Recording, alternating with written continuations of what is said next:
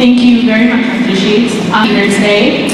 Thank you to SIAC for asking us to moderate tonight's forum. I really do think that we are going to have a very engaging conversation.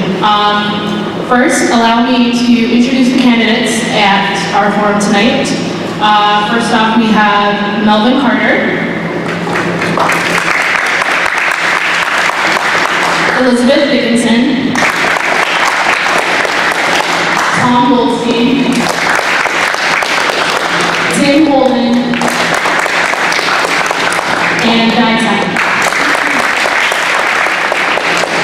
Thank you very much, candidates. Now we'll move on to the Q&A section of our program. Our first question is about helping immigrant youth, and really youth of color in general, get off the streets. According to PERE National Equity Atlas, 18% of black 16 to 24-year-olds in St. Paul are not working or in school, compared to 6.6% of white youth of the same age. What are your specific plans to ensure our youth graduate in high-quality schools and higher education institutions and find jobs paying at least the living wage? How will you help immigrant youth find internships and summer jobs? Because trust me, if there was a guide on how to be black, Muslim, and immigrant, a woman in America, like I would have had that guide, but I didn't have that guide. So what are your plans to help immigrant youth overcome these barriers? The first question to answer, the first candidate to answer this question will be Elizabeth Dickinson, and you have 2 minutes. One of the things that I would really champion and support and want to expand is the Right Track program. And the Right Track program is administered by the Parks and Rec Department, and it essentially gives kids, especially kids from under-resourced neighborhoods, summer jobs. And what we know is that if those kids have gone through the Right Track program, their grades increase, their graduation increases, their attendance increases, and they're much more likely to go on to college. And last year, they had 1,200 kids apply for 500 jobs. And when I talked with Kathy Coram, who administers the program, she said that they were hoping to add 10 more next year. Well, one of the things that I think a mayor could do is to really, really prioritize that and actually go out to companies and try and get them to come onto the program and offer internships and jobs to kids.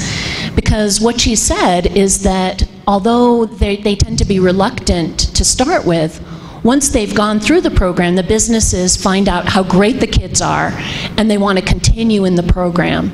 So that's something that I really, really want to champion. And as a matter of fact, the other day I was at the Ujamaa Place breakfast, and I walked out with a gentleman who runs, I think he's the CEO of Administrative Resources at a company, and he said that he wanted to give back to the community in some way, and he's African American. And so I said to him, do you know about the Right Track program? And he didn't. And so I've put him in touch with Kathy Coram to see if he can bring his company on to be one of those companies that's offering jobs to youth. So that's the kind of thing that I would like to do, but do it at an even more intense level as your mayor. Thank you. Thank you very much, Elizabeth. So to be fair, I did want to at first repeat the question for everybody, but if you want me to repeat, I'm more than happy to. I just think it'll take a lot of time if I I'm good. Time, you know? So next up is Tom Goldstein. Okay, I'm good, so you don't have to repeat the question. But thank you for the question. I think the approach I would call that we need to establish, for want of a better expression, a cradle-to-career path in our schools. And it means that from a young age, we have pre-K and after-school programming available so that kids have places to be, they're safe, parents don't have to spend all of their time scrambling to figure out where their kids are going to be in the morning and rushing home at night, or if they can't be at home, their kids are left alone, so that they have the opportunity to be in a safe and protected environment. And we need to have a citywide commitment to education where everybody in the business community, in the faith community, and nonprofits and elected officials all are adopting schools, and we have we tap the volunteerism in this community so that every school has partners. So there are people in the school, adults partnered on the Hamlin to Hamlin Collaborative with Hamlin University, where kids are there tutoring, mentoring, and serving as aides, and also the other way where kids get to be on college campuses, be in businesses, be in nonprofits, see the careers that are potentially out there, particularly if they don't have the situation at home where they have people that can show them the path that many of us saw when we were young. And then we have to have jobs. Everybody can make a promise about what they're going to do. If we aren't creating jobs in the community, there's not going to be a pathway. And in St. Paul, we're down almost 12,000 jobs from where we were in 2000. And I think part of the solution is a broadband network that everyone can access that's affordable, but it's also being really intentional about recruiting tech firms and startups and the jobs of the 21st century, the jobs of tomorrow that pay $20, $30, $40, $50 an hour. Solar techs are something that kids could get employed at pretty quickly with a certificate from a community college and be earning $15 and $20 right away. So there are opportunities. We just have to focus on those things rather than continuing to just provide opportunities for the wealthiest in our community. We need to take care of those who need the supports and don't get them. Thank you.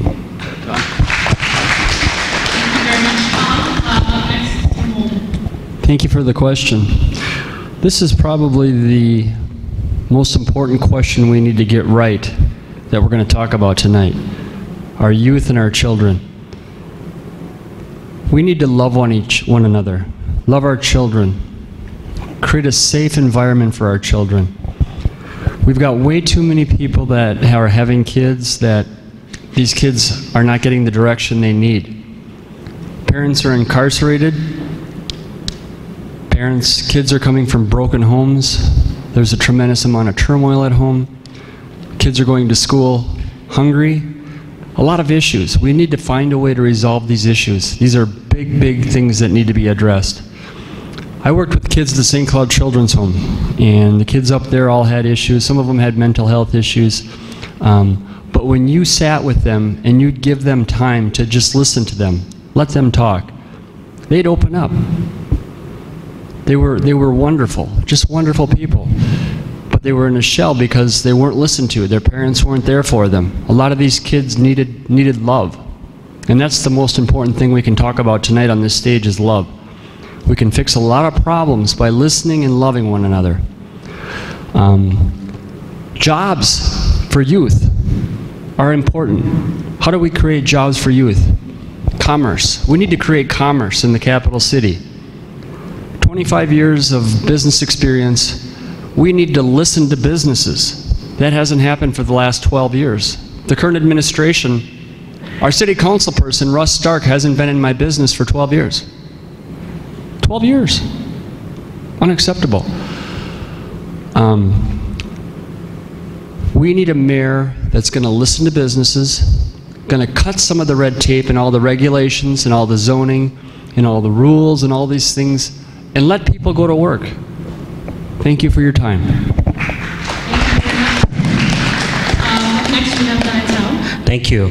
As an immigrant, education is really important, and so that is why I'm supporting all-day pre-K, and what we're going to have is a soda tax at the distribution level so that we can use that funding to help all-day pre-K. I knock on a lot of doors in Somali, East African communities say, you know, we need more resources to send our kids to school. I'm on the city council. When I saw the same statistic, I fought so that the vendors, the people that work with the city of St. Paul, have to hire youth from our community, especially kids of color. Part of that money that we raise, we're going to use it for education, after-school program, open soccer fields so that we can use those facilities. We want to teach Somali and Oromo and East African history in our public school because we want our kids to know about our history and we want other kids to know about your history, right? And so that they can respect your culture and treat you with dignity and respect. on the St. Paul Port Authority, we're working to find good paying jobs, $10, $20, $50 hour job, so that you can put food on the table, buy a home, and build your American dream, because you deserve that. On my administration, we're going to have somebody to work with young people so that they have a career path from high school to college to jobs in the city of St. Paul. The city pays good paying jobs, but right now, if you look at it, 80% of the jobs goes to white people, and then 20% of the jobs goes to regular people like you and I. And so we want to make sure that those jobs goes to the immigrant community too, because we pay our taxes and we want our fair share. I'm ready to do this work. I have very specific plan and idea and solution to make the city work for all of us. I don't just give you lip service and give you some rhetoric to make you feel good. I actually have a plan to ensure that you have a place at the table in the city of St. Paul. For all of our children is at the core of everything that we want for our city. We are not producing that, in particular for communities of color. That is a core challenge. That's why when I was on the city council, I was vice president of the St. Paul City Council until 2013. We built an organization out of my city council office called the St. Paul Promise Neighborhood. With the St. Paul Promise Neighborhood, we recognize that we have our challenges in our schools, but we can't just sit around talking about newer textbooks when students come to school wondering where they're going to sleep tonight and what they're going to eat tonight. So this organization has leveraged over $20 million of supports in St. Paul children and families over the past 8 years or so, helping families with food, helping families pay the rent, helping make sure that families can connect to resources and healthcare services and things like that.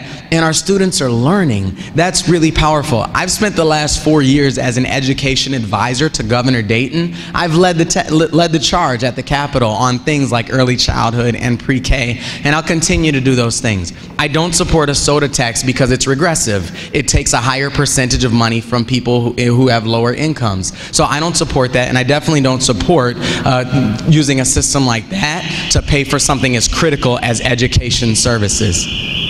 Sorry. Can we? Okay, time. And I definitely don't support using something like that to pay for a system as critical as early education services. My plan is this: we'll expand on that St. Paul Promise neighborhood work, so we're connecting families to resources. We'll expand and invest in youth jobs and after-school programs, because young people don't stop learning when a bell rings. We'll invest in early childhood through our rec centers and our libraries, and making sure that we're connecting families meaningful while we advocate for additional funding. We'll invest in higher education partnerships so there's more paths to success for our children than just a 4-year liberal arts degree, and we'll invest in partnerships so that all of our children can have access to our higher education and community resources.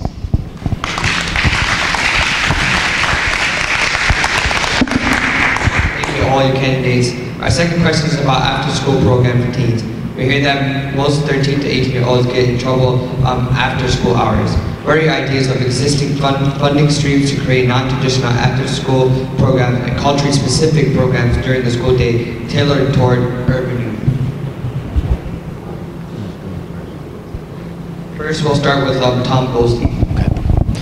Thanks for the question. I think it's somewhat similar to the previous question, because it really has to do with resources and priorities.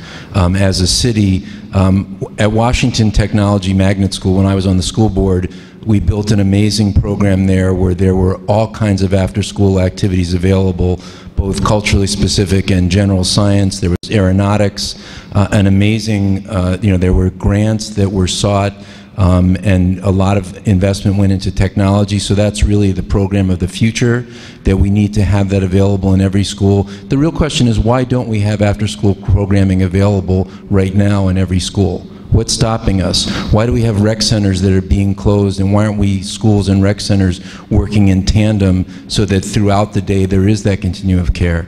And I would say it really has to do with our priorities and where money's getting spent.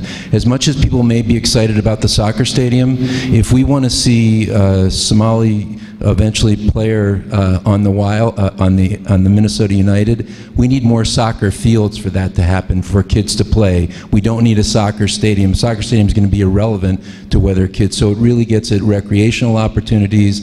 And you know, if you talk to families, I find that what they want to see are jobs in the community, they want to see opportunities for people to get into business, and they want to make sure that their kids have somewhere to be so that they don't end up struggling, possibly getting involved in gangs. And I think kids want a path forward, and as adults we have to show them that path forward. We have to be engaged in schools. When I talked about the mentoring before, we need adult mentors there. Kids need the opportunity to get on college campuses, to get in businesses, to find career paths, and these employers may see their future employees and take an interest in their lives, which is essential for them to succeed. After school activities for children and adolescents, Tom mentioned we need to really focus on keeping our parks and rec centers open, our libraries accessible. And I want to talk about one thing, our priorities, our society's priorities. We all have these ambitions of, you know, and we see all these kids getting athletic scholarships for soccer, for football, for baseball. Wouldn't it be nice to see an wouldn't it be nice to see a scholarship for possibly religion or obviously education? Maybe our education would be something we'd be able to trump some of these athletic scholarships, and we could prioritize education. Our society needs to look at these things. Focus on school and studies. It's not all about sports. Sports are fun, but a lot of the percentage of kids that play professional sports are so small, so minute. We need to focus a lot more of our energy and attention on doing well in school. So I really would like to see the libraries stay open. And if kids don't have mentors after school, maybe we can work with some of the seniors, and the seniors could help out. A lot of kids don't have direction. They don't have someone that's giving them the time that they need and the love. And that's very important. We need to listen to children, give the kids a voice. They'll tell us what they need. They really will. They'll tell you what you need. Thank you for your time this evening. I'm going to give it to Dai Tao. Again, Tim Holden for mayor. We're really excited about the program that we want to put forward for the after-school program. What we want to do is we want to bring our park and rec to partner with the school so that after school the kids don't have to come home, they don't have to travel, they can still be at their school facility and be able to utilize, we can learn not just about computer but arts, culture, dance, food, so we can utilize those space. And then we also want to have mentorship program where we bring Somali Oromo elders, women and men, to come and be mentored to our young people, because not only to mentor East African students, but to mentor Hmong students and white students, and because there's a lot that we can learn from your culture as well. And then the staff, we want our staff at the school and our rec center to look like you, to understand your culture, to understand your history, so they can interact with you and make sure that you get the right service that you need. And a part of that is also part of our youth employment program. Every kid in the city of St. Paul, if your age is 14 and up, and if you want to have a job, you should have the opportunity to have a job in the city of St. Paul, to learn about all the different departments we do, so that when you grow up, and if you want to work in the city of St. Paul, you already have those experience. Look, folks, right now, they say that St. Paul is the most livable city in America, but if you look at the facts, it's only most livable if you're a certain race, you live in a certain neighborhood, or you make certain income. We're tired of that. We pay our taxes just like everybody else. We want to have our fair share of the services in our community. We deserve the same, and that's why I want to be your mayor, so I could do that for you. Thank you.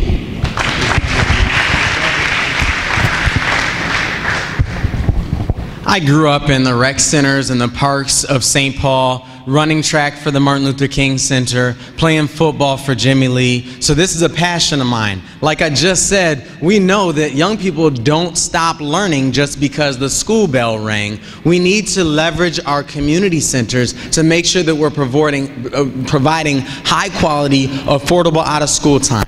That it has to be intentionally designed with the programming so it complements our school learning time, and we can actually use school facilities so that we're making sure that those programs are in our communities. It has to be engaging. I'm the youngest person here, but it doesn't even matter what I like to do in the rec centers. We have to listen to our young people so that we know that the programming that we provide is what they want to do in our rec centers. That's critical.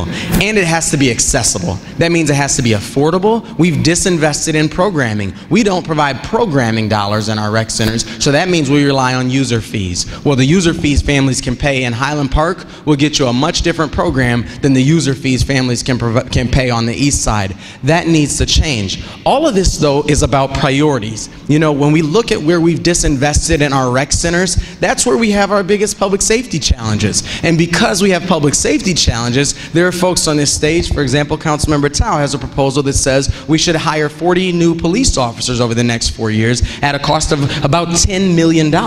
That's a matter of priorities. If we do that, that'll be why we can't afford to pay for all of these after-school programs and all of those things that we need to do. That buys into a logic that if we want safe, thriving communities, that means more police and harsher prosecution and bigger jails. We know that logic has failed. Safe, thriving communities means investing in our schools, our libraries, and our rec centers, raising the minimum wage so all of our families can afford to pay the rent and put food on the table, and making sure that when we do hire officers, they communicate with our and communicate and interact with our communities well. I imagine we'll be talking about that soon too.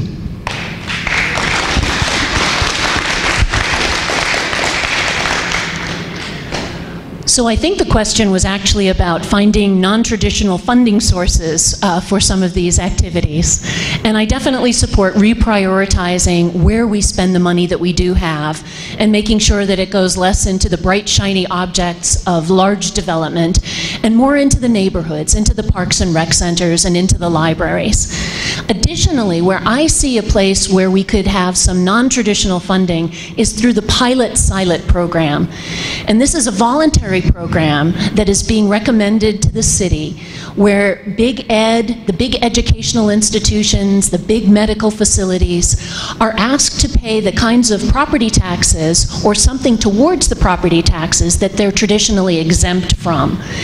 And out of that, I believe that a combination of the money that they could bring, but also the expertise that they could bring, could be one of the ways that we can create some partnerships, similar to the one that Hamlin University, which Tom has mentioned, has with Hamlin Elementary, where they're sending over teachers, where they're sending over mentors, where they're sending over students, where they even have a law clinic for the 5th and 6th graders there, where they can learn about what it is to be a lawyer.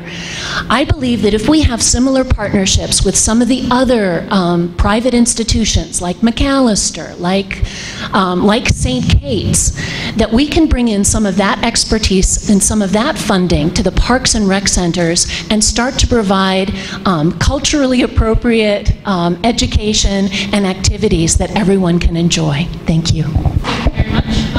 Now we'll move on to our third, and that's going to be about pushing back on Islamophobia that is on the rise, especially in the last couple of years. So according to the Southern Poverty Law Center, there are 102 active anti-Muslim hate organizations in the United States right now. That number was 34 in 2015. It tripled in the last 2 years. 10 of those organizations are actually in Minnesota, believe it or not, and those are only the ones that we know of.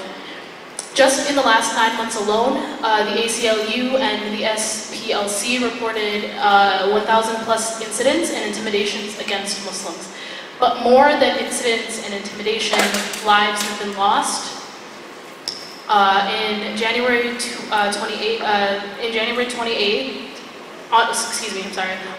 28th, in Victoria, Texas, a man burned down a mosque. In May, in Portland, Oregon, a man who was screaming anti-Muslim abuse at 2 teenage girls brutally stabbed 3 brave Americans who stepped in to defend them. 2 of those brave Americans died. In June, in Northern Virginia, a Muslim teenager was killed as she walked with friends near their mosque. In August, right here in the Twin Cities, a mosque was firebombed. Behind these numbers are real people, sacred sites, and wounded communities. But guess what? In each and every crime I just mentioned, actual real Americans of all religions and backgrounds stepped up and took the action that was needed. The 2 victims in Portland, Oregon were not even Muslim. One was a veteran with 4 kids, the other a student. The mosque in Victoria, Texas had 21,000 Americans raise nearly $1 million in just 3 days through a GoFundMe account to rebuild that mosque. The mosque bombing right here in Bloomington, Governor Dayton actually called it an act of terrorism. Thanks to more than 2,500 donors, that mosque has reached its fundraising goal of $95,000 in days. So, with all of that being said, candidates, what are your specific steps that you plan on introducing and enacting to protect the Muslims in your city? The first to answer this question will be Dai Tao, and you have 2 minutes. So this is something that it was very dear to me because as an immigrant and a refugee, I know what it's like to be targeted. And that is why when Trump was preaching hate during his candidacy, I wanted to make sure that I stood by the Muslim community, that your community is my community. Your peace of mind is my peace of mind. When they bombed the mosque in Bloomington, that's an attack on my community. That's an attack on all of our American community. And so as mayor, I want to make sure that our police officers are working with your community to provide you intel, to protect your community, to make sure that you can feel safe to go to your mosque, to pray, to practice your everyday peace of mind activity. And I will continue to do that work. And we'll also be setting up, we have a sanctuary city, so I want to make sure that we continue the sanctuary city. We want to make sure that you feel protected here, so you can build your lives here, you can build business here. This country is your country too. It belongs to all of us. And as mayor, we'll make sure that your community is protected and that terrorism will not be welcome here. And if anybody that hurt any Muslim members of the community, we'll pursue an automatic hate crime to send a strong message that if you hurt the Muslim community, we're putting you away for good. And I look forward to do that work. Thank you.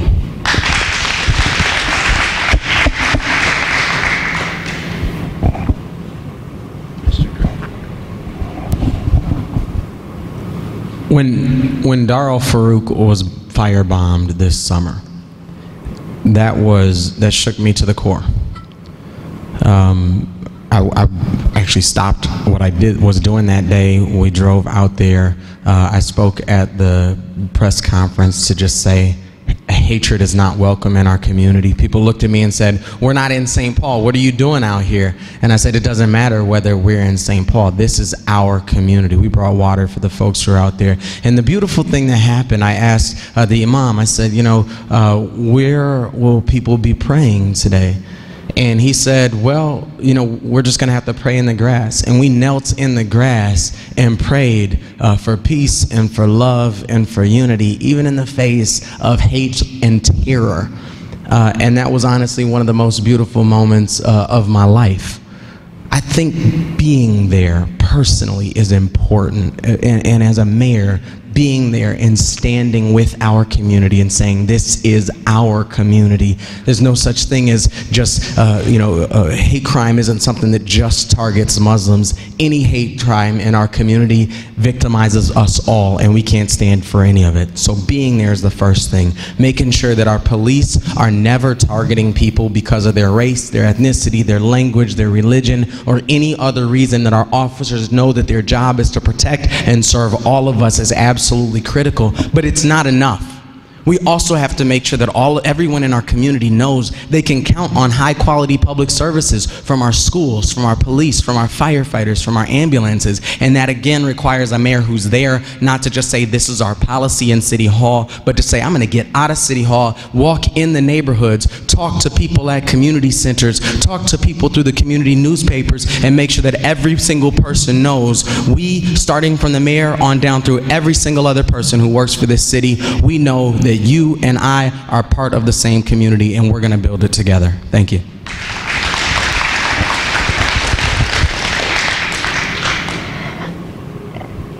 Hate is never acceptable, especially as expressed through hate crimes, which are usually based on ignorance.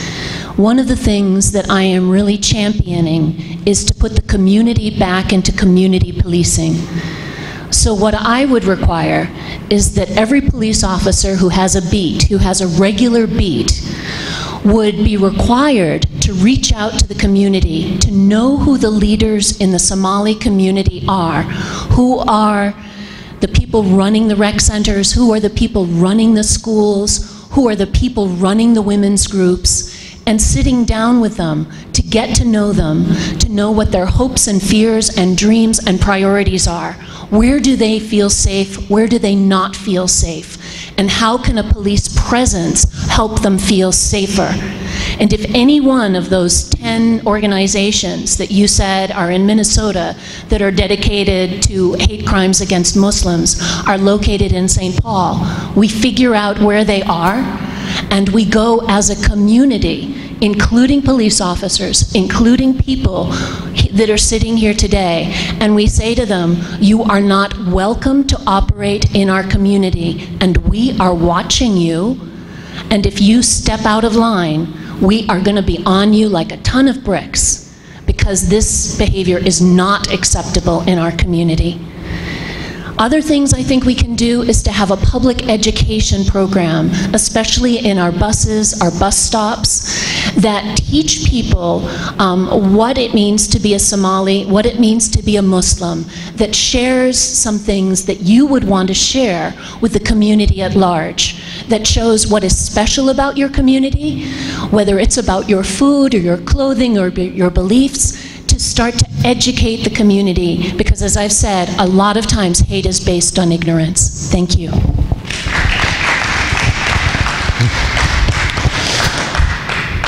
Any righteous person knows that hate has no place in any community. As recently as 75 years ago in Minneapolis, there were signs that said no Jews allowed. Growing up, my uncle trying to get into medical school, there was a quota for Jews allowed in medical school. My father, when he was in the Navy Reserve, faced disciplinary action because he was dealing with an anti-Semitic senior officer. So while I've personally have had limited anti-Semitic events or remarks directed at me over the years, and don't claim that I've experienced the level that others have, it's certainly very close to home for me as someone who is related to what happened in the Holocaust, where people were persecuted for their beliefs and ultimately murdered. So as a mayor and as a leader, I think the way that you show leadership is to stand with people in the community, make it very clear that hatred has no place, to show up wherever these incidents are, to provide support. I mean, imagine if we still had a president who did not set the example of our current president, who has opened the floodgates on hate. Just by setting that example, we would not be facing half the turmoil. And you know, I was at an event that CARE Minnesota put on last year, the first really on Islamophobia over on the east side, and it was nice to see the number of people that turned out, as well as people that turned out at the Highland Rec Center in response to the incident that Melvin shared. And so I think, you know, it's great to see people standing up, and I think our mayor certainly has, but you need to be vigilant and make sure that everyone feels welcome, regardless of their religious or cultural background, and that message is clear, and it won't be tolerated, and we have the resources to make sure that doesn't happen, but the leadership starts at the top, setting a message for what this society will not tolerate. Thank you.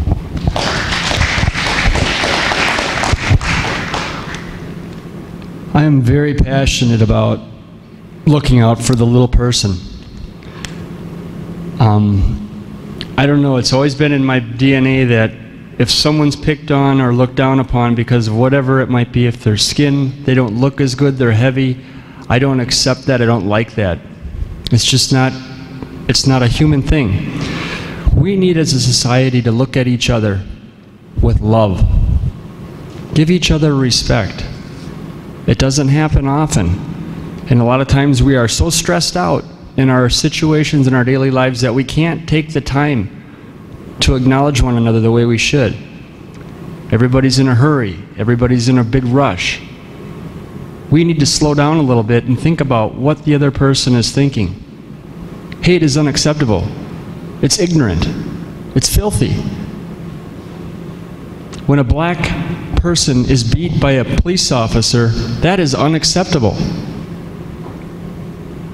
If I was the mayor, I would do everything in my power to find a way to have that black person off, that police officer off the force that beat the black person. It's unacceptable, period. He has issues. People all have to look out for one another and love one another. Love. That four-letter word will solve so many problems. Give each other the time to listen to one another, respect one another, and you can do a lot without even solving, just listening, showing them that you have their interests and their best interests at stake. Again, there's no place anywhere, period, for hate. We need to get over that, and we need to love one another. Thank you.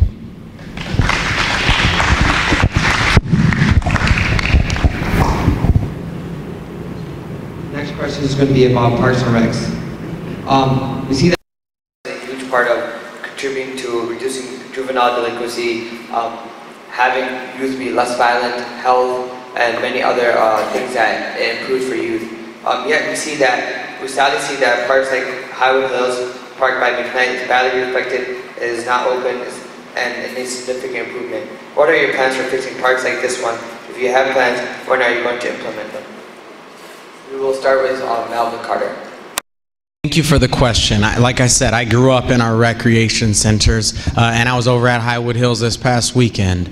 You're absolutely right. And, you know, we buy into this notion, and I'll go straight back to what I just said a little bit earlier. When we talk about what we want, every one of us candidates will tell you that public safety is a top priority. How we get there is what's critical. We've bought into this notion 20, 30 years ago that the way we create safe neighborhoods is by hiring more officers, is by building bigger jails, and by prosecuting more harshly. That's the logic that has got us where we are right now. That's the logic that's over-criminalized people of color. That's the logic that has marginalized whole communities from our city's prosperity. So we can't double down on that logic. We have to know, like I said before, the places we have the most pronounced public safety challenges are the places where we've disinvested in our rec centers and our libraries. We have to prioritize building those investments back up. That starts with facilities, to make sure that the facilities are high quality that we can enjoy. That means programming, so that we're not making the lowest income parents have to pay for their kids to have high quality soccer or something else, because whenever we do that, of course that's going to be us perpetuating the disparities in our community, not closing the gaps. And we have to know that that programming that we provide is programming that our young people are engaged and interested in. Half the things our young people love to do these days are things they weren't even invented when I was a kid. And so we have to constantly engage our young people. We have to constantly listen to our young people to make sure we're not just throwing programming and doing things that they're not interested in. It's our job to make sure the high quality, good programming is there, that it's accessible and affordable and engaging for them, and that will require us to prioritize differently so that we can afford to do it and not just keep spending money after a bad logic that's hurt all of our communities.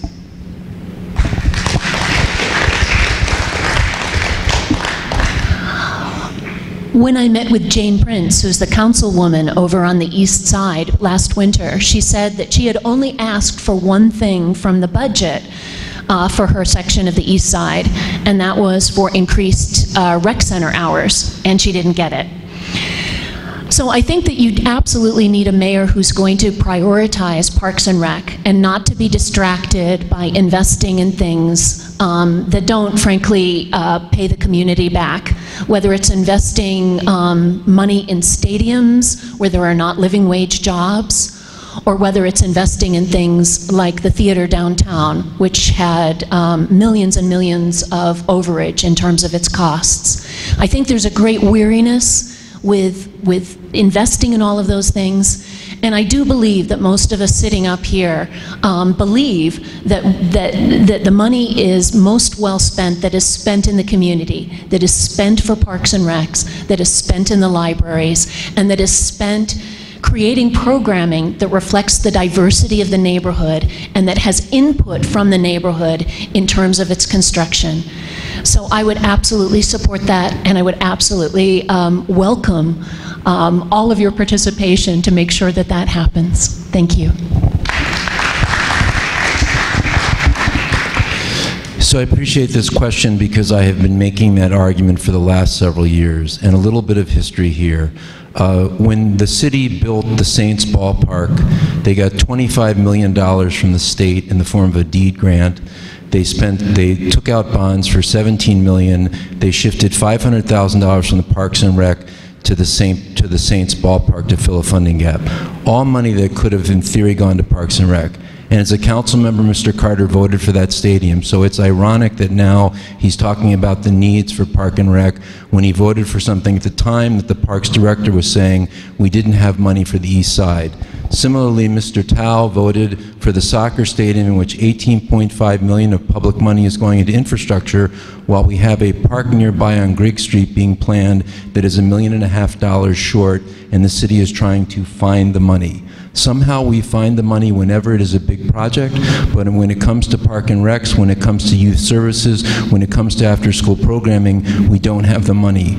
So those people sitting up here now telling you that this is a priority and they're going to take care of it, look at their record that when it came to crucial votes, they voted for these big projects. They voted to put the pockets of money into billionaires for many people that can't even afford to go to these events. And even if they could, the subsidies are not justified because they don't create long-term jobs. We can either have entertainment complexes or we can invest in neighborhoods in the community. We cannot do both. My priorities have been clear. For 20 years, I've spoken out against public funding for sports venues because I know they don't lead to development and I know they don't lead to economic opportunity. And people who vote for them telling you now that they're going to change things, it's convenient that it's an election, but what somebody did when they weren't up for election is more crucial than what they say when they are running for office. Thank you.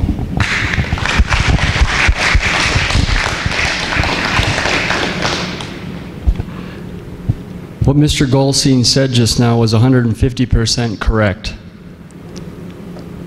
You can have it one way or another, not both. We only have so many dollars. And where do we want to spend our dollars? We need to take and look at the priorities. What are the priorities? We have kids that are failing, kids that are not doing well. These should be our issues. Going to a professional soccer game, it's fun, but how often are we going to do that? Is that more important than some young child not being able to have a good education or have a place to go after school? People, we all have common sense. What makes sense? You know what the right answer is. It's not the parks, it's not the brand new soccer stadium, it's not the Saints Stadium. It's the parks and keeping the parks open for the kids after school. That's what it's really all about. The guys that are building this soccer stadium, by the way, have so much money, they could pay for all this stuff on their own. They don't need the city's money. They have enough money to do it all on their own. But you know what? Our current mayor has created a precedent for subsidies for any kind of new development. So we're going to give away 50 years of free taxes. You know what that equates to? About $150 million we're going to give to these guys that play professional soccer. I'm going to pay more in property taxes than Mr. McGuire. And I don't know if you all understand that, but it's wrong. It's wrong. They have the money. If they want to build their stadium, they should pay for it all. Thank you, guys. Kids are what it's all about.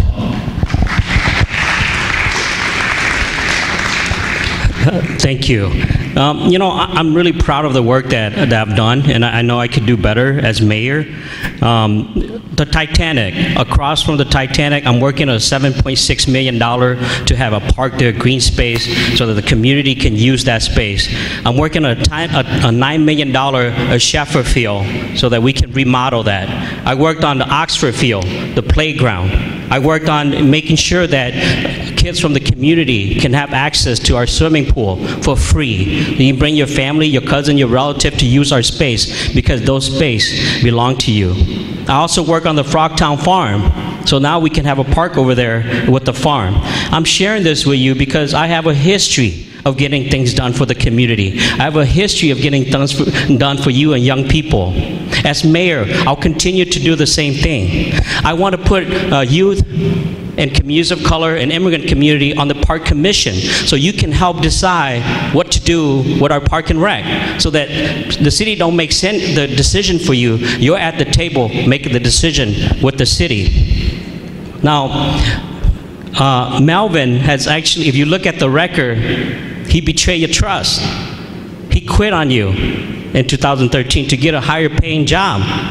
He didn't do anything at the state because at the state, during his time there, we actually got more funding cuts, more people left our school, and our grades average had actually gone down. I'm ready to work for you. I'm ready to make sure that our park and rec work for you because you'll be at the table helping me make those decisions. Candidates, let's address the topics and the issues and not each other. So let's answer the questions that we have for you guys. So answer the questions and let's not speak. You specifically said something to me, so can I respond to that? Yes. Yes, 30 seconds. Yeah, this is why we have to pay attention for ourselves and not just listen to what anybody tells you. During the 4 years I served as an early childhood education advisor to Governor Dayton, we've provided hundreds of millions of new dollars for early childhood and early learning scholarships and family home visiting in pre-K, in universal, we were advocating for universal pre-K. We've gotten hundreds of millions of dollars of pre-K funding. I led the team that implemented universal full-day K in Minnesota as well. So these are things that are very critical. The governor has proposed hundreds of millions of dollars of proposals. Those cuts were the legislature and not the governor. So that's why it's important for us to really understand the civic process. Thanks, though. Thank you, Melvin. Just a quick follow-up question to the broader question that was asked earlier. So you all keep talking about these. Did you support it and why? And I'll give you a minute each to answer. We can start with Tim. The property's been sitting empty for 50 years. That's one of the highest traffic, most wonderful development locations in the state of Minnesota. Mayor Coleman, when he took office 12 years ago, should have had that property on the market at that time. It sat empty for 12 years. That's unacceptable. That's unacceptable. That's mismanagement of city land that could have been used for taxes to help cover costs for the services that we need. Now, we have a guy come in with all kinds of money because Minneapolis turned down the soccer deal. They said, we're not going to subsidize all this. We're not going to give you everything.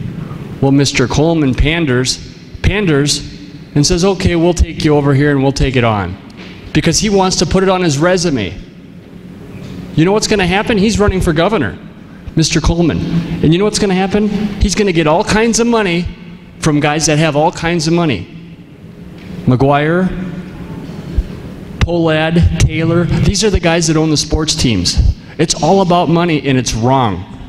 It's wrong.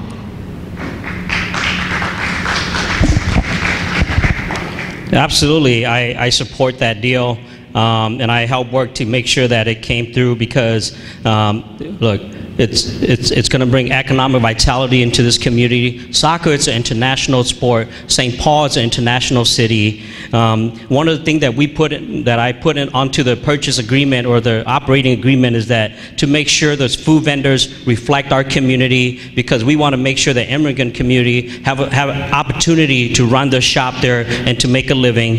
We want to make sure that every game there's 1,000 tickets that's given or sold to low-income family at $7 an hour. The city of St. Paul, this is a great opportunity for us. When people come there, they're going to be proud of the development that we're going to put there. And you'll have a place at the table. Your arts, your culture will also be reflected at the redevelopment. And so I absolutely support it. It's good for our St. Paul. It's good for the community. And it's good for all of us. And I appreciate that.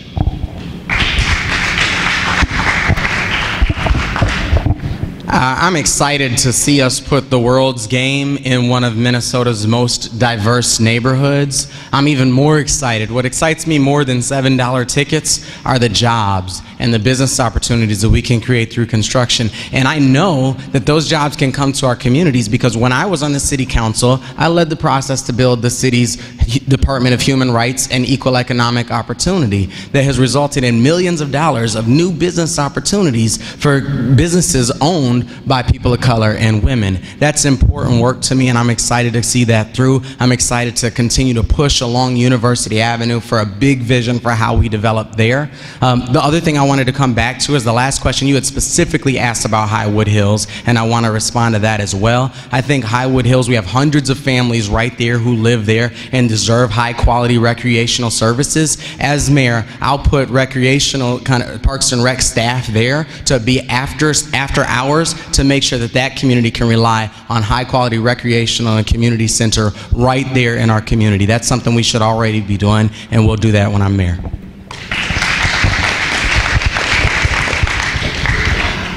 No one's against soccer stadiums or stadiums of different kinds, and I know how important soccer is to an international community. What concerns me is taking public money, even for things like infrastructure improvements or electrical connections, which is where that $18 million is going. Because when it goes there, and especially if it's TIFT, tax increment financing, it means that money is not going directly into parks and recreation and into libraries. And honestly, I think they could have found another way to do it, because I want to see the reinvestment to go into what's going to really, truly benefit kids and community. And I don't think that goes into subsidizing a stadium which could have been paid for by another way.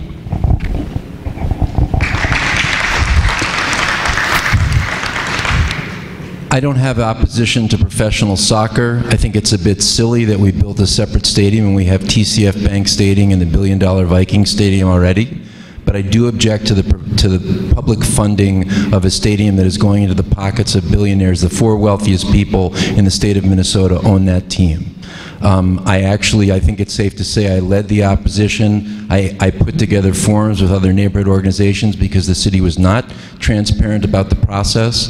The community is not benefiting. We will not get jobs. We will not get developments. When the Viking Stadium was built, they were bringing in people from all around the country, North Dakota, South Dakota, Montana, to fill positions. The jobs were not created in here, and they won't be created in this community this time around either. For people that are running for mayor to not understand that stadiums do not provide development, and 30 years of economic data shows that, is really unfortunate, because it means more projects like this will likely get built under future administrations. Thank you all. Now we'll move on to questions from the audience. These questions were submitted by people here.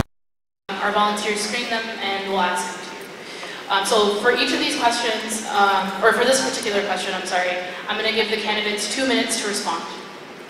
The first audience question is this. Back in May, as you may or may not know, a Minnesota transit cop set into motion the deportation of an undocumented immigrant after inappropriately questioning him about his immigration status.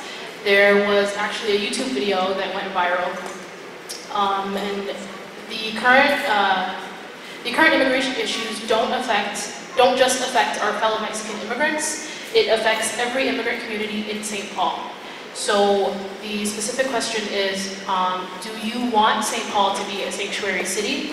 And what are you going to do about ICE enforcing federal immigration laws in St. Paul? And if it does happen in St. Paul, where can we turn to? And how are you going to implement that? The first to answer will be Elizabeth Dickinson, and you have 2 minutes. Well, back in 2004, I was one of the people who worked on the police INS separation ordinance that was actually authored by a candidate who's not here tonight. So I'm a big supporter of that. I believe that one of the ways that we can reform the police or help the police enforce the police INS separation ordinance more strongly is by making sure that in every interaction that they have a card that they can give out, which says, "I will not ask about your immigration status. It is against the law," and have that in a number of different languages so that people understand that. Some of the things that I think that we can do to make sure that people are safe with ICE around, and to be absolutely clear, Police Chief Axtell has absolutely said that he is a supporter of the sanctuary cities, which is a misnaming of it, but he's a supporter of that, and there will not be collaboration with ICE to enforce any kind of immigration laws. I believe that some of the things we can do is to educate the community, to do some of the similar things that Augsburg College has done, which they've done a very good job of letting people know, do not open the door to ICE, realize that you can call for help, and you don't have to open the door without a warrant. And make sure that there are legal resources for anyone who might be put in that situation, because that's a way to protect yourself.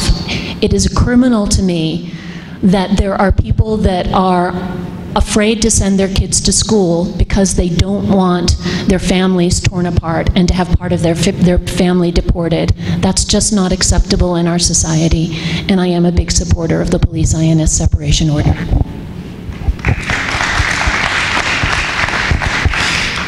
I got involved as a volunteer activist with Jewish Community Action in the year 2001, working on trying to prevent concealed carry legislation becoming law in Minnesota.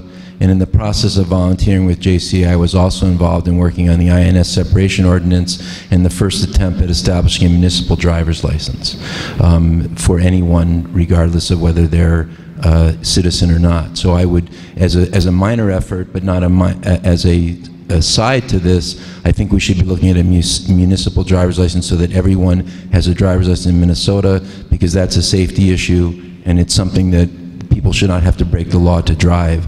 What happened on the metro, on the train, greatly saddened me. It was just really unfortunate to see this happen, that what's been going on nationally. I was heartened that people on the train spoke up to the officer and said, you should not be asking these questions, you're not supposed to be doing this, and that Metro Transit removed that officer shortly thereafter. I think that's the kind of leadership response that you need, is to make it clear this is not acceptable, you will not do this. Obviously, we know how to train officers. We have a separation ordinance in St. Paul.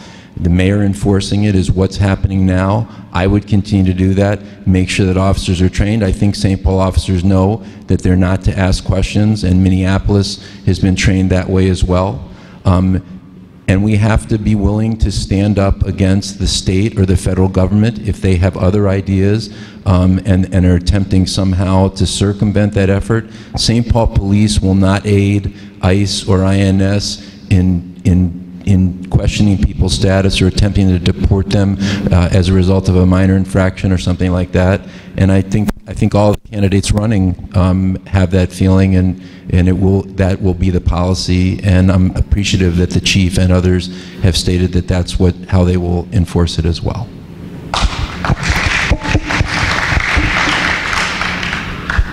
St. Paul has in place rules for the police officers. They have guidelines for when they detain someone, when somebody's in the squad car.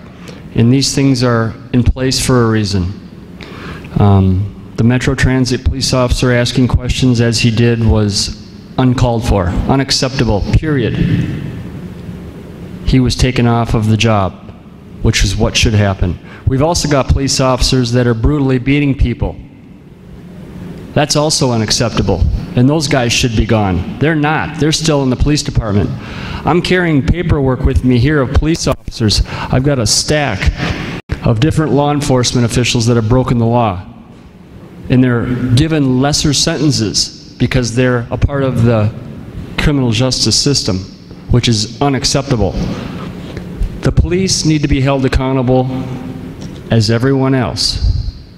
If I'm mayor, we've got police officers that are acting unprofessionally, they will be gone. Union or no union, we'll find a way to get rid of them. That's part of the problem also, people. And I'm not sure if you're aware, unions are huge huge in St. Paul and Minneapolis. They fund a lot of the campaigns that people are running. That's why you're going to have the same kind of situation every time if we continue to elect the same thing. People need to listen to one another and respect one another. It's not about party.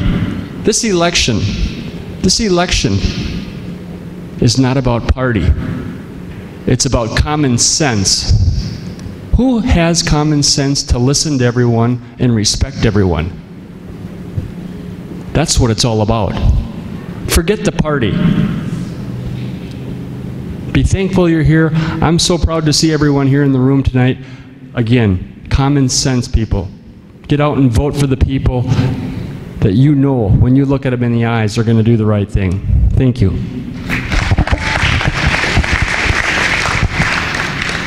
This is a really important issue for our family. My grandparents from my wife's side, they've been stuck in limbo with INS for the last 6 years or so. And he was a veteran who fought on behalf of the United States. Where is he going to go to? How is he going to feel safe when he gets sent back to Laos? And so that is why my vision as mayor is to protect the people.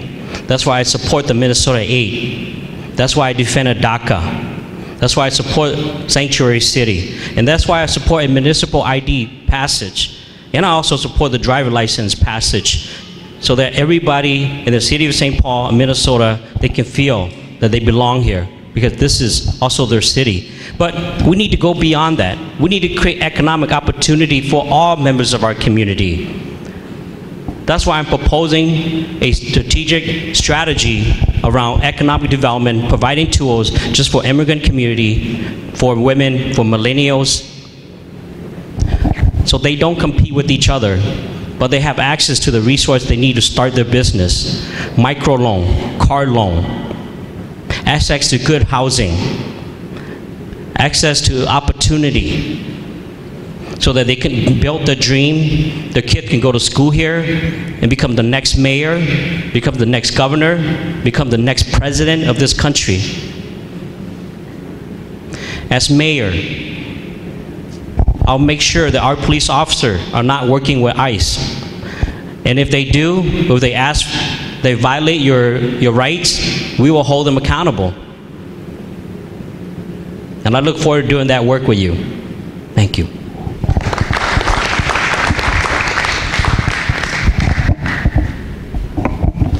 As mayor, or as a private citizen, I will never, ever tolerate nor accept the St. Paul police being put in a position to enforce federal immigration laws. That's not our job.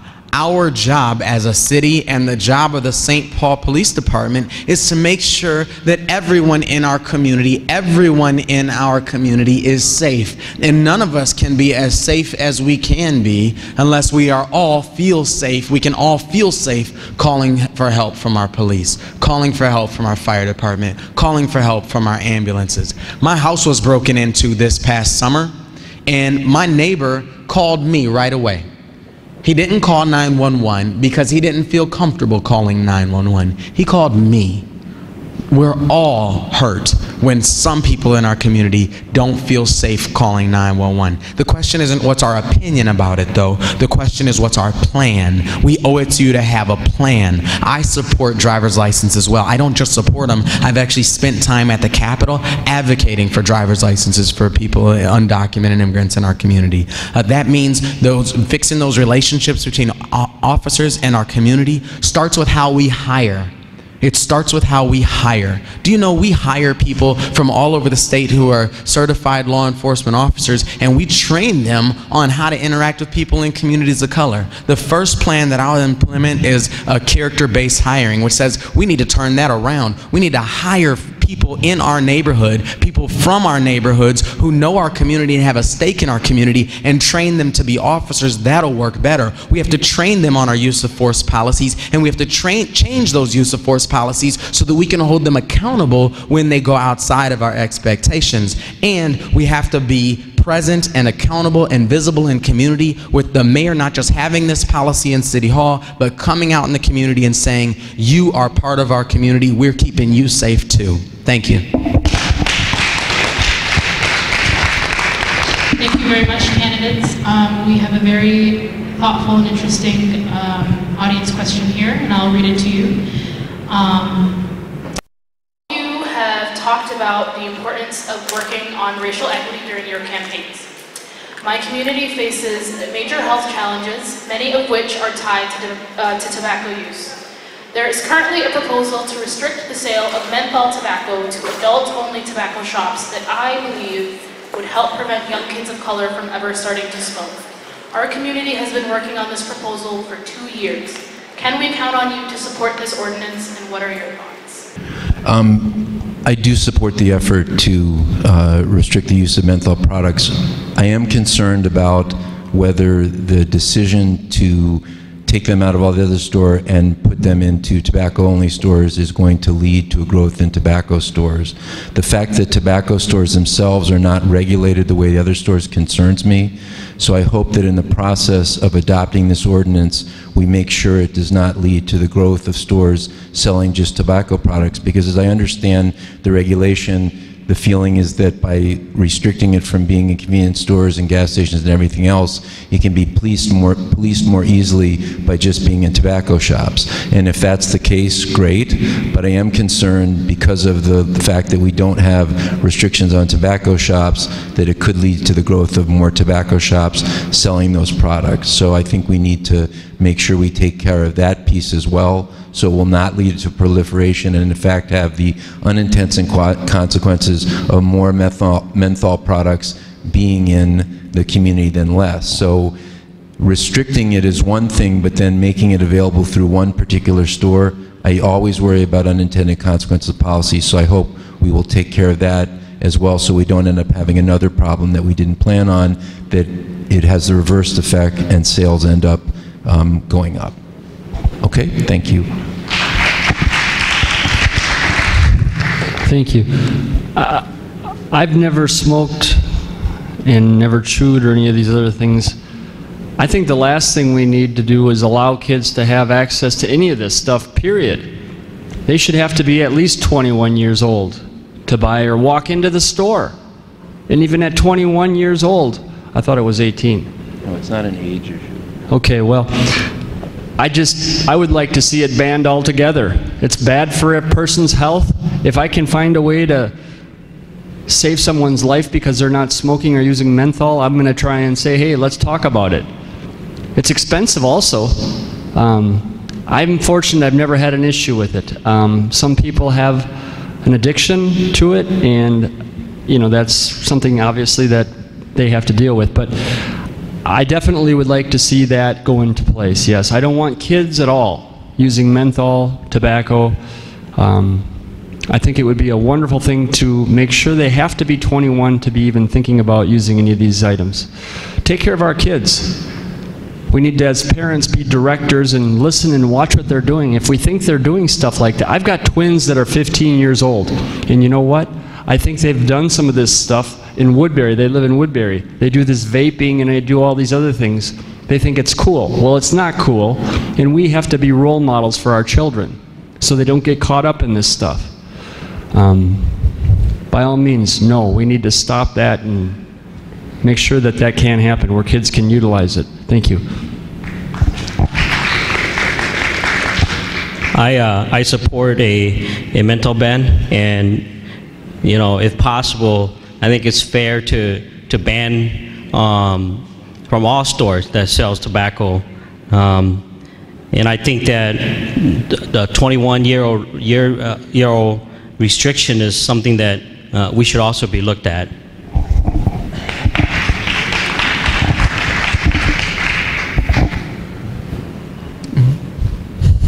I definitely support it. You know, to me, those flavored menthol products, They're flavored so they'll be attractive for our kids and they'll taste all sweet and good. And they add menthol so they'll be extra addictive so that as our kids grow up, they'll be stuck on those products. And those products are killing our communities. Those products are destroying the health, quality of life in our communities. I definitely support it and think there's many ways for us to build our economy in ways that aren't dependent on getting our children and getting our young people hooked on hazardous products. When I was on the city council, a group of young people from our city came to me with a similar issue. They were frustrated and concerned about the way they saw big tobacco targeting youth of color in our community with their advertisement. They asked me what I was going to do about it. I asked them what they were going to do about it. I showed them how to write a city ordinance. I showed them how to negotiate the language with our city attorney. They walked it around to all of my colleagues on the city council and to the mayor. They testified at our public hearing, and because of those young people's work, St. Paul became the first city in the nation to say, we don't want to be the type of community where candy cigarettes and toy lighters are sold. That's a story about making sure that our products and the way we build our economy and build our economic vitality isn't victimizing our communities of color. It's also a story about community engagement. And when people come to our city hall with that type of voice, who work that hard, who kind of engage people who haven't been involved in the process, we have to make sure that that's the case. I'm glad to know that folks at this table support that, and I'll look forward to that being the case when that comes to a vote on the city council.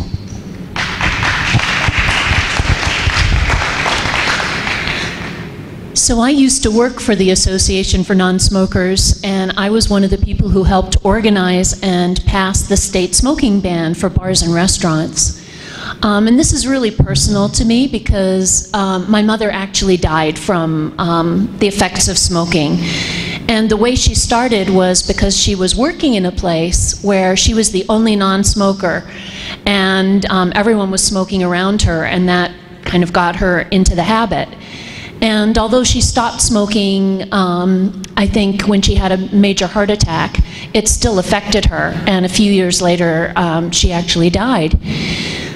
So what I know about this is that anytime you can make it harder to get access to tobacco in any of its forms, it's going to help stop youth from starting. And so I support basically anything that helps stop youth from starting, because I don't want anyone to lose a family member or to die prematurely because of smoking when it is easy to start, but it is so hard to stop. Thank you.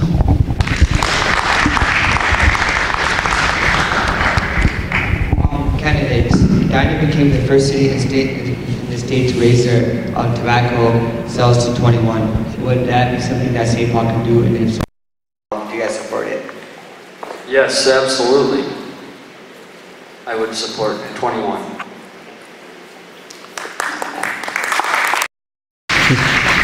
You mind repeating that question, please? So Edina recently raised their tobacco sales to age 21, so you would have to be 21 to purchase tobacco. Is that something that St. Paul could do, and if so, is that something you support? Yes. Yes, I would.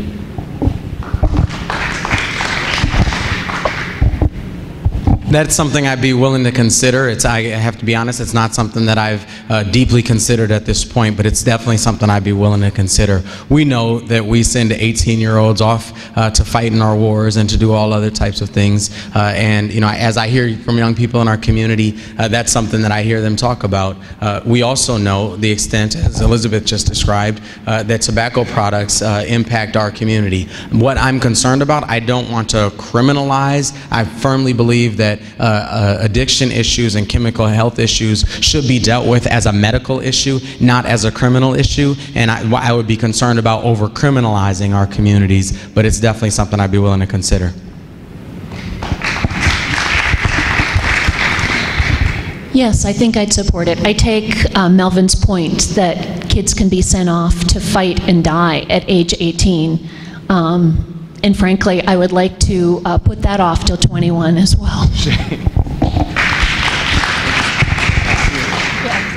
I mean, the drinking age is 21, so I don't know why we wouldn't want to have the the age of using tobacco 21 as well. Obviously, I would hope that no one would ever use tobacco. I would certainly support it provided the city council is willing to fund the enforcement. I don't see, the behavior is not criminalized. It's usually those who are selling that are going to face the consequences, which they should if they're selling to underage kids. So I think we can solve the enforcement part if we're willing to actually fund it. So I don't want to have an unfunded mandate that the council wouldn't support, but I certainly see the wisdom in adopting raising the age to 21. Since we are running a little bit short on time, I will give you the last audience question. 2 minutes, I'll give you 1 minute to respond this time. So Minneapolis has a community dedicated resource center for just about every kind of immigrant community groups. St. Paul has some centers, but there aren't any for Somalis. I understand that these centers are normally initiated by community members, but if someone wanted to start such a program, how can the city help with resources? And more importantly, how can you, as a mayoral candidate, or as a mayor, help with resources? And I will start with Dai Tao. Absolutely, I think that's a great idea. And in fact, I want that to be a community process. I want the different community from St. Paul to help us develop that so that we have arts that reflects the community, we have culture, we have activity, we have educations, we have videos, we use social media. These are important things because the more we learn about each other's culture, the more we learn about each other's art and history, the more we respect each other, and it makes us better citizens. So I absolutely support it. In my office, we'll help you champion that.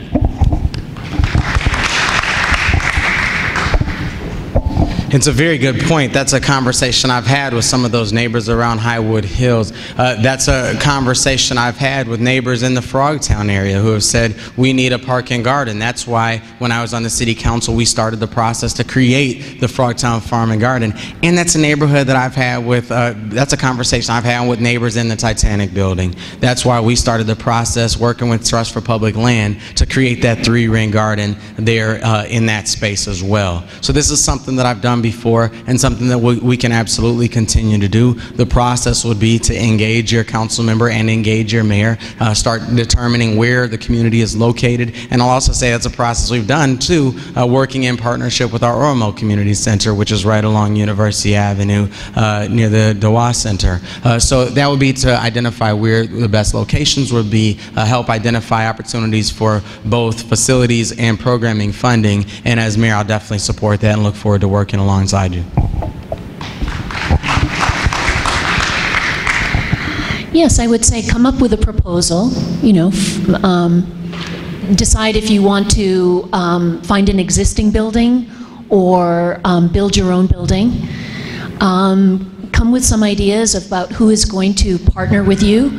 And then I would say that I would sit down with you and look at the city budget, look at other funding sources, like potentially from Wilder, and start to bring together potential developers who might be able to help.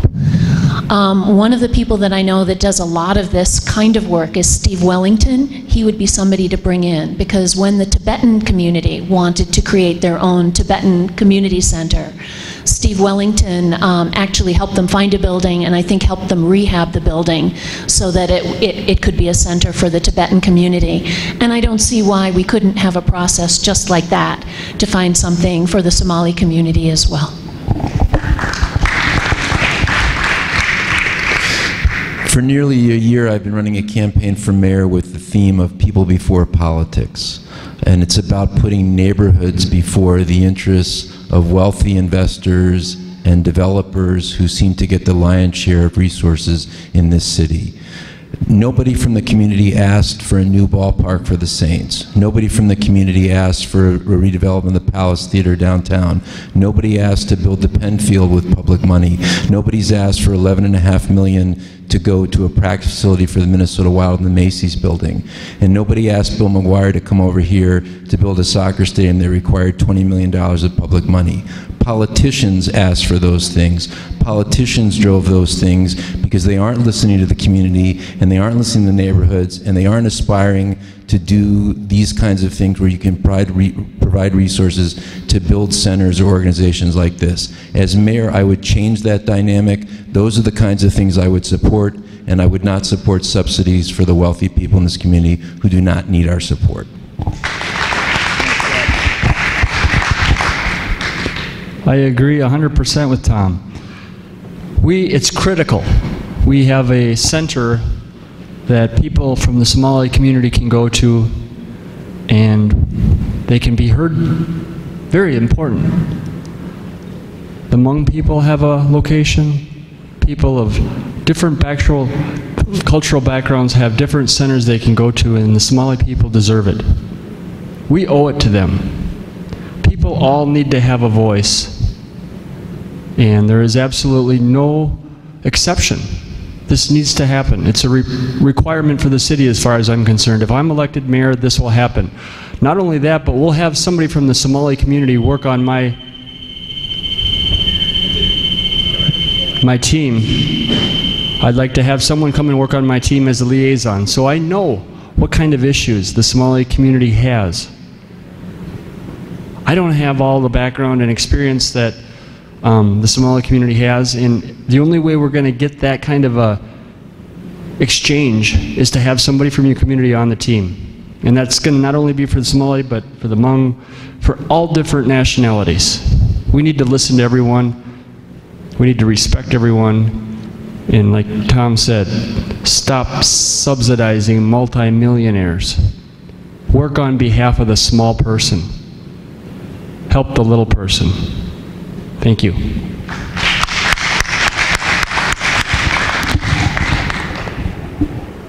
Now we'll finish up the closing statements from our candidates. First, we'll start with Melvin Cotter, and then down the table. Say your closing statement if you have 2 minutes. I appreciate you taking the time on a Friday evening to delve into a deep conversation about the important issues that face the future of our community. I'm Melvin Carter, and I'm looking forward to continuing this conversation over these next 25 days and to serving our community as mayor of this city. Our community is under attack right now.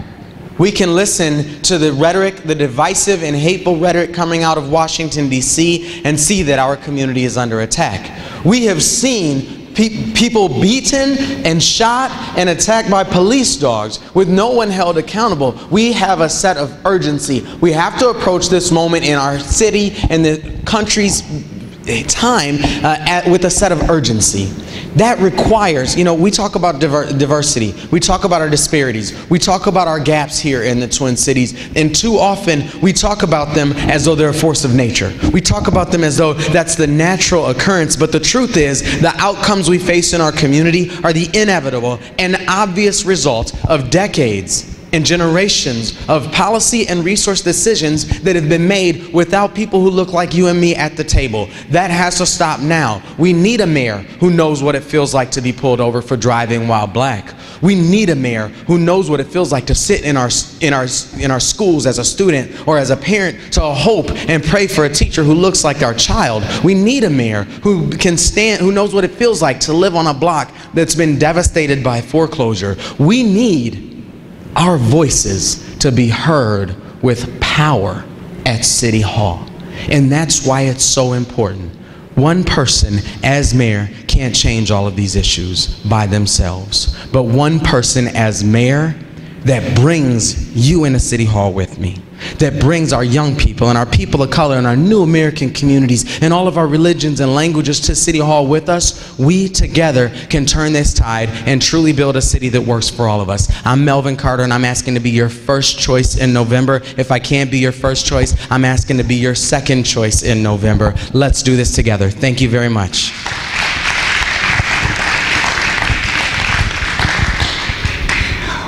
One of the things I've most appreciated about the Somali community and the Ethiopian community is the open-heartedness that I have found.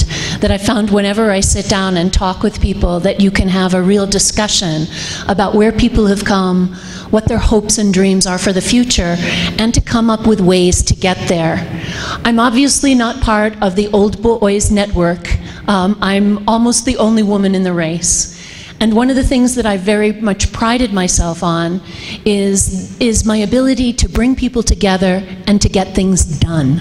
I think some of the women in the audience will really appreciate that, because I was talking with, I think, Sarah earlier on, and she said, often what really gets done in the Somali community is the women are getting it done behind the scenes. That's been a lot of the work that I've done over the years, but now I am stepping forward as a woman to say, yes, I can lead. I have been leading in a number of areas, a number of policy areas over many years. And now I think it might be time to see a woman in the office. And I would love to make the Somali community helping inform how that happens, the policies that we have. And so I am standing here tonight and saying, please talk to me afterwards, and please give me your first choice vote in November, and thank you for listening. When I started campaigning for mayor, I consistently talked about our priorities as a city. So I appreciate that a year later, priorities seems to be creeping into the dialogue of every candidate. Everybody is talking about priorities now. I had a plan called My Blueprint for a Better St. Paul that I unveiled almost 6 months ago. Now candidates all have plans. So it's good to see that people are finding good ideas and making them their own, because that's what's always best for the community. So I want to talk about a different kind of St. Paul, where we're talking about building soccer fields instead of soccer stadiums, where we're talking about funding rec centers and parks and libraries with the programs that they need, and not pitting one another against each other, having neighborhoods fight for scraps while we have no shortage of money for someone who has deep pockets. I want to talk about building affordable housing and funding affordable housing rather than putting $60 million into building a luxury apartment building downtown with a Lund store that we sold and then took the money from that to put it into infrastructure for the soccer stadium. I want to talk about real job creation rather than promises. As someone who ran a business for 15 years and hired and fired people, I know something about job creation. Even more, I know about managing people and the importance of setting expectations. We need a city where it's clear what the expectations are of our workers, that we set the responsibilities, we make sure that we applaud them when they do well, but we make sure that they know what the goals are, that we're all on the same page about having a transparent city that is here to serve everyone. And if we're really going to do that, we have to talk about poverty, the 25% poverty rate, and how little we've done to address that in the last 12 years, and how we have not created jobs in the last 12 years. So those are the issues I want to work on, being very intentional about bringing resources to all of our neighborhoods rather than it just being lip service. That's how I distinguish myself. That's how I'll be different as mayor, and would love to be your first choice on November 7th.